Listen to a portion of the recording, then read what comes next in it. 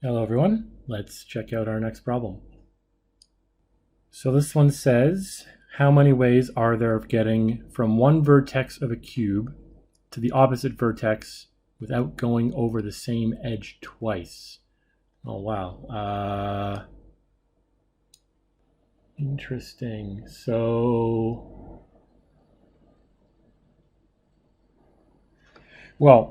Let's start with a quick diagram. I'm not sure exactly what the best approach is to take on something like this. Maybe we just draw the graph structure of the cube or of the vertices of the cube, and try and count it directly. Maybe there's a clever way of figuring this out if we map the vertices of the cube to coordinates. So without going over the same edge twice, so we can revisit a node, although I suspect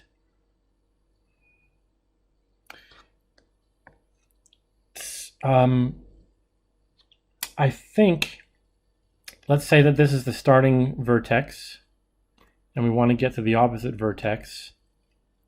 I think the only vertices we actually can visit twice are the starting one and the ending one.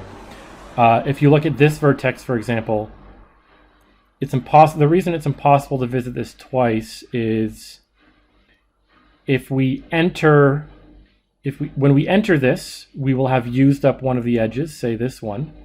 When we exit, we will have used up one of the other edges, say that one. And so if we enter it again, by visiting it, if we visit a second time, we'll have to enter along this edge, but then there's nowhere we can exit. So the only vertices we can visit twice are the starting one and the ending one. But how do we count the total number of ways of getting from one vertex to the other?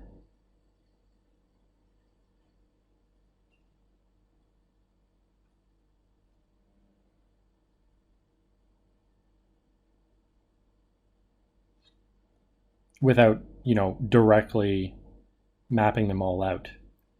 Don't really want to have to do that.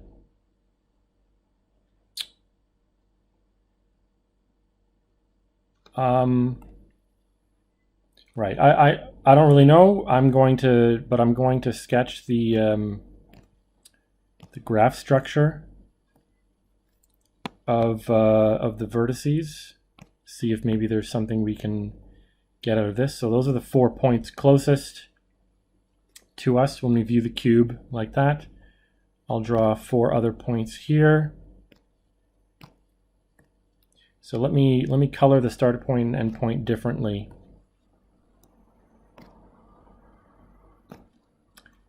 And then those are connected.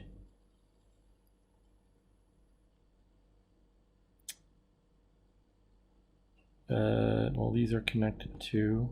That's connected there.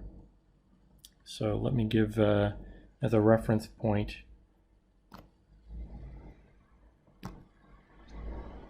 So we can see what should be connected to what. These are, of course, connected in a square like this. Where is this point going to be connected to?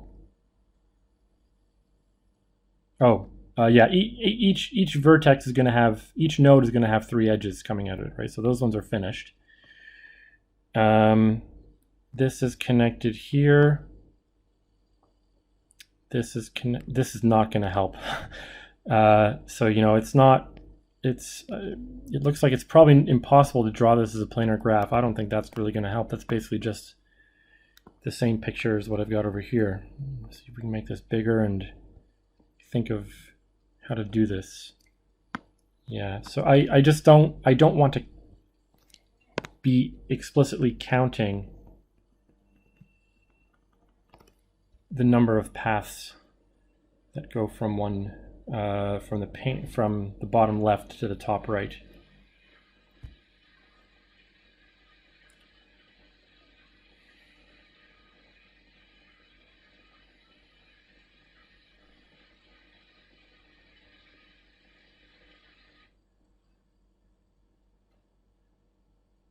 Maybe what we can do is group all the paths by their length. So there are obviously a lot of paths of length 3, right? This path here has a length of 3. This path here has a length of 3. So how many of those are there? I suppose if the first move is across this bottom edge, then there are 2 more paths. There are 2 paths that start like this that have a length of 3. One that goes this way and the other that goes up here like this. And since there are 3 edges that come out of the origin, there are 6 paths in total of length 3.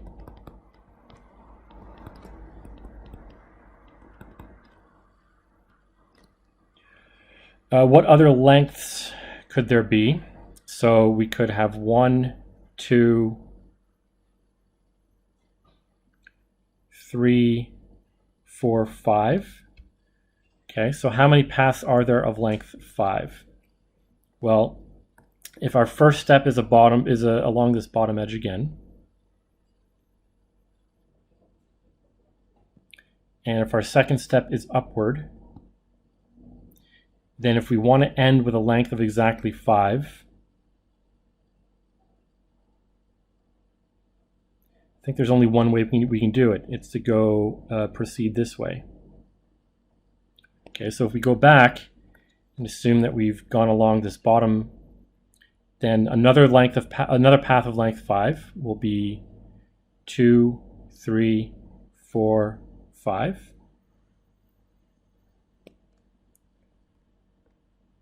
Are there any other paths of length 5 that start here?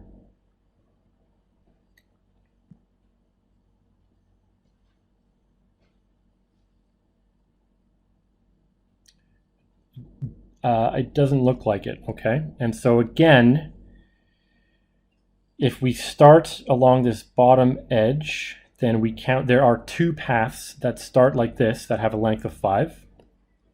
And because there are 3 edges coming out of this vertex, that means there are 6 paths of length 5.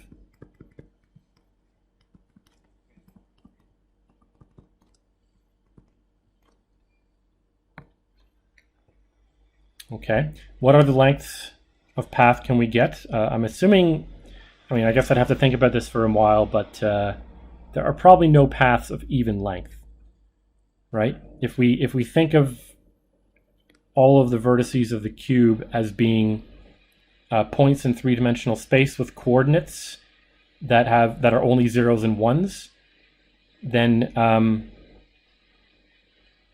we have to have an odd number of flips of coordinates, and so it has to be an odd path length. Okay, so let's see if we can get path length of 7, starting along the bottom. 1, 2, 3, 4, 5, 6, 7. Okay. So that was across the bottom, then up.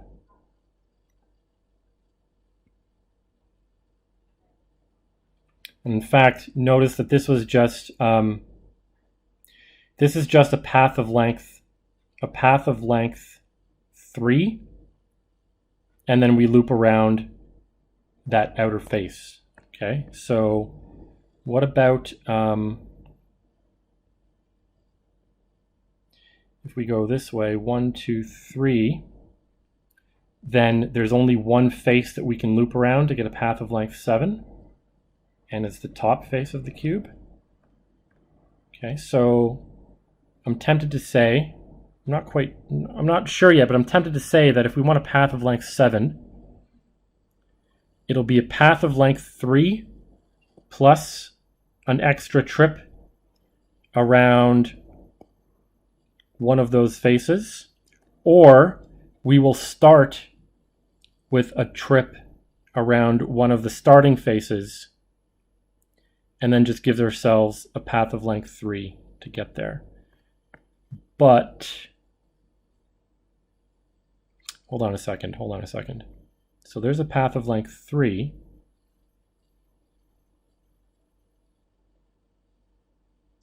And there are 2 directions. So if I want to make a loop around if I want to make a loop around the back face of the cube, there's 2 directions that I can do it. I can either start by going this way, or I can start by going that way. And if I do a loop around the front face here, there's 2 directions I can do that. And there are also 2 paths of length 3, which I can now use to finish the trip. Okay, so let's start sort of counting up how many paths of length 7 we have here. Let's assume we exit from there. Then what we have is 2 ways to get to the final point to give us a length of 3, and then 2 directions around the remaining face that we can go. So given that we start here, there are 4 paths. Given that we start this way, there are 4 paths. We can either go up from here or backwards from here. That's 2 possible directions. And then once we reach the yellow point, there are 2 directions around the back face that we could go. Okay, so I'm going to say, so that's, and then if we again multiply by 3 to take care of all of the starting things here, that's 4 times 3, 12 paths of length 7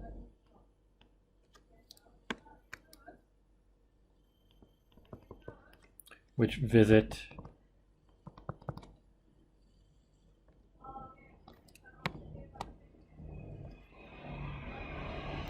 this point twice. Okay, so 1. Wait, no, that's 1, 2, 3, 4,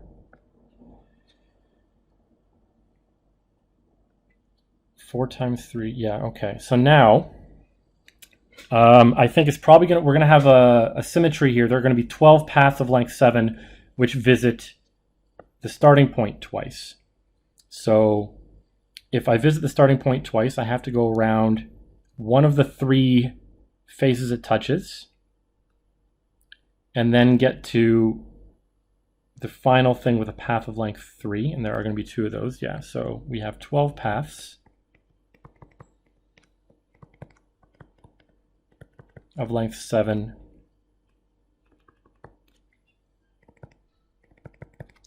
which visit the starting point twice.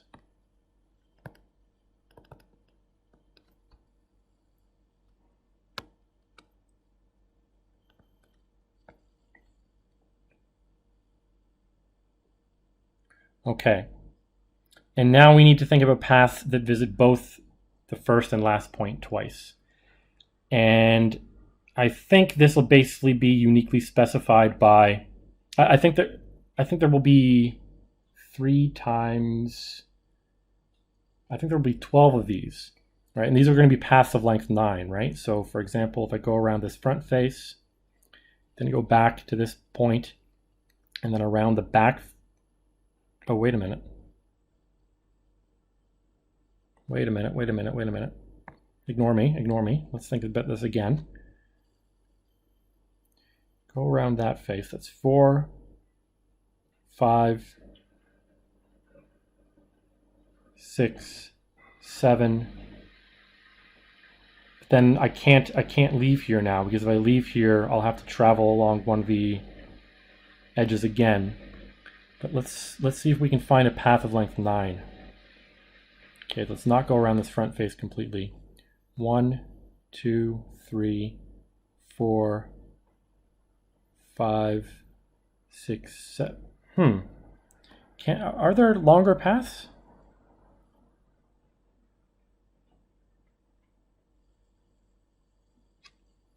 One, 2, 3, 4, 5, 6, 7. Is this it?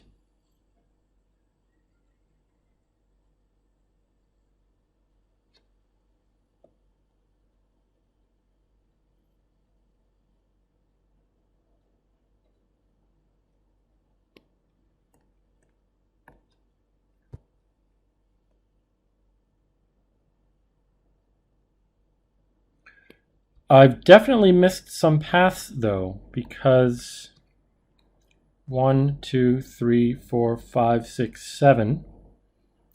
This is a path of length 7 which visits neither the starting or ending point twice.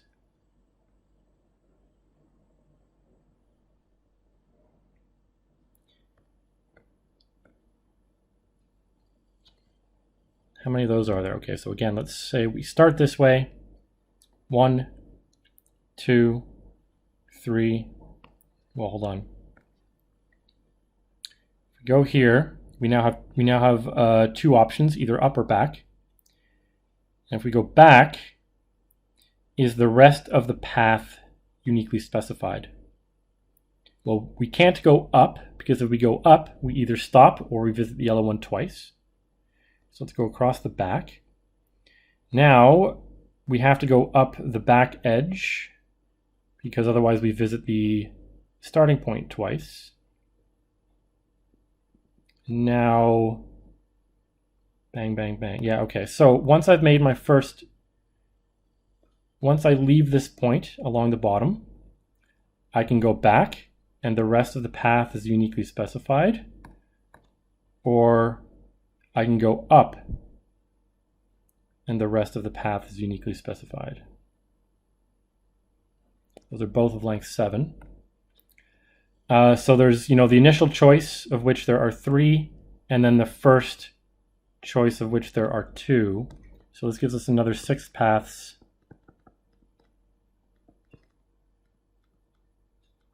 of length 7, which have no repeat visits.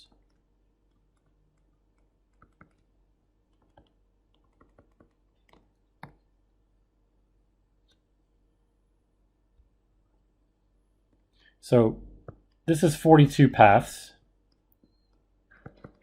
in total. I haven't double counted any paths because these have a unique number, a unique length to them, and these ones all have a unique a unique feature in terms of which nodes they visit twice. So I haven't double counted, but are there any paths that I've missed?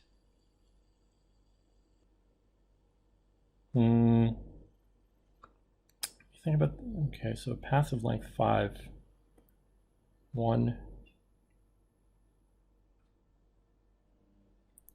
2. Now the rest of the path is uniquely determined, right? I have to go around the top face around the outside. 1, 2, 3. So once I make the first, for path of length 5, once I make the first 2 choices, the rest of the path is fixed. Okay, and there's 3 choices at the beginning, and then 2 choices at the first node. Okay, so that's good. That's correct. Paths of length 7, which visit the last node twice. 1. So let's go like this. Path of length 3, followed by a loop around the back face. And it's always going to be like that, right? It's going to be a path of length 3 and then a loop around the face. So there's 6 paths of length 3 to get there, and then 2 ways to go around the remaining face. By symmetry, we have another 12 paths, which basically go in the opposite direction.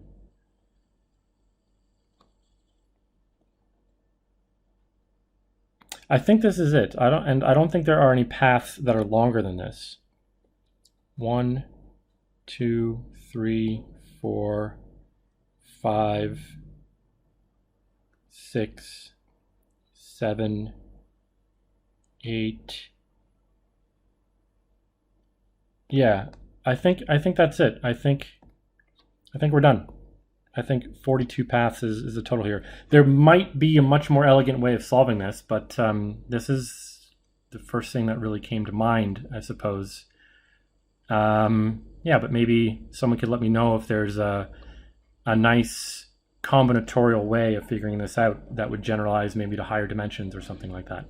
Cool problem.